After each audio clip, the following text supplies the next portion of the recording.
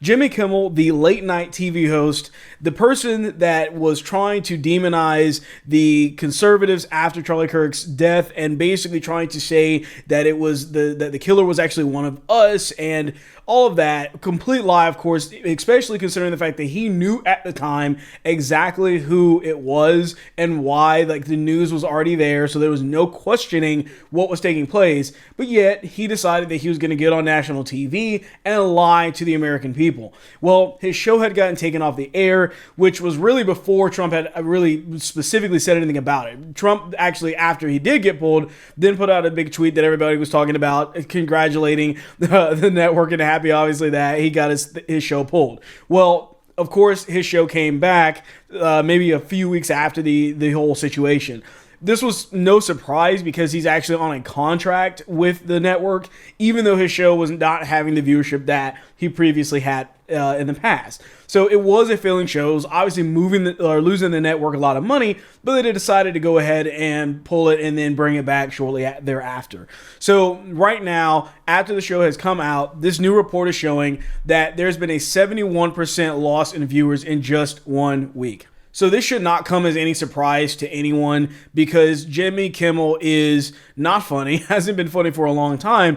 And specifically, what they're trying to do here is that I think that the audience was, or that the viewership was pretty high in the very beginning, that first time back, because I think a lot of people were just interested to see what he was going to say, right? Like, what was the apology going to consist of? And what was he actually going to mention in it, right? And so now that people have seen it, well, there's no reason for them to tune in anymore. So we've seen a massive 71% drop in the viewership for his show. So they were averaging about 1.9 million total viewers, which is down from the 6.5 million who tuned in for his comeback. So like I said, anybody that was trying to use that first week back as legitimate numbers or as kind of the future or path forward for the show has to be stupid, because if everyone knows that it's the controversy that's going on, people are going to tune in just to tune in because they're curious about what happened. Most people didn't even see it live. They saw the clips after the fact. So of course they're going to probably tune in and see what happened. But the viewership is going to drop because one of the conglomerates or companies that owns all of the local stations in certain areas, not all of them, but a big portion of them, still said, you know what, we're going to fill that time slot with something else. We're not going to air this show because, you know, Jimmy Kimmel lied to the American people, knowing that there was what the correct information was, and we're not going to continue with that. So that's basically what is taking place here. So, and just this article from Daily Mail talking about this, but the whole point is that Jimmy Kimmel's show is not popular. It hasn't been popular anyways. It wasn't before, and it's not going to be now. And especially considering the fact that there's still a massive controversy over everything that he said and everything that he did, people are just not going to be tuning in anymore. So they're calling it a nightmare, but it was already losing money. It was already a non-successful show in the first place. So the real story here is actually quite funny, is that there was an interview that Jimmy Kimmel was on where he kind of asked, or kind of just accepted the fact that, hey, you know what, maybe Trump can come on the show. So let's go ahead and cover this really quick here. So of course, this is Jimmy Kimmel during his interview, and he said, I don't know. This is a response here. I don't know.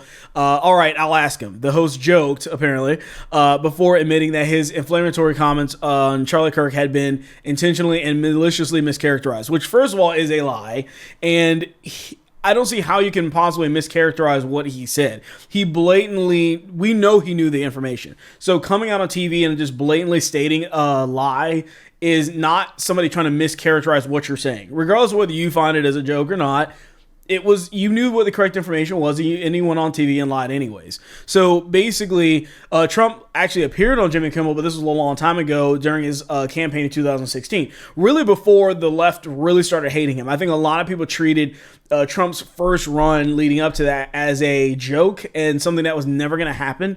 And so once it did, that's when everybody lost their mind, right? That's when everything was pitted against him. So it's kind of funny that he's trying to joke in a way of having Trump on on his show, because the reality is that there's no way that he's going to get viewership without that. So in a way, he's clearly desperate, because the thing is not so much is the show going to continue for the next few months. The question is the show going to continue after his contract is up and they don't have any reason to continue to air the show? We already have seen what happened with Stephen Colbert. He got his show removed as well because, once again, these viewers, the viewership numbers aren't there. They're losing a lot of money. They have all these writers. I mean, there's like 50 writers on these shows to write non-funny jokes anyways, and it's just a waste of time. People aren't tuning into this stuff anymore, by and large, regardless of what their political leanings are. A lot of people just are tired of it. They don't want to hear anything about this stuff. So, he's joking around, supposedly, but that's the only thing that's going to really save the viewership of a show, is if he has a bunch of people on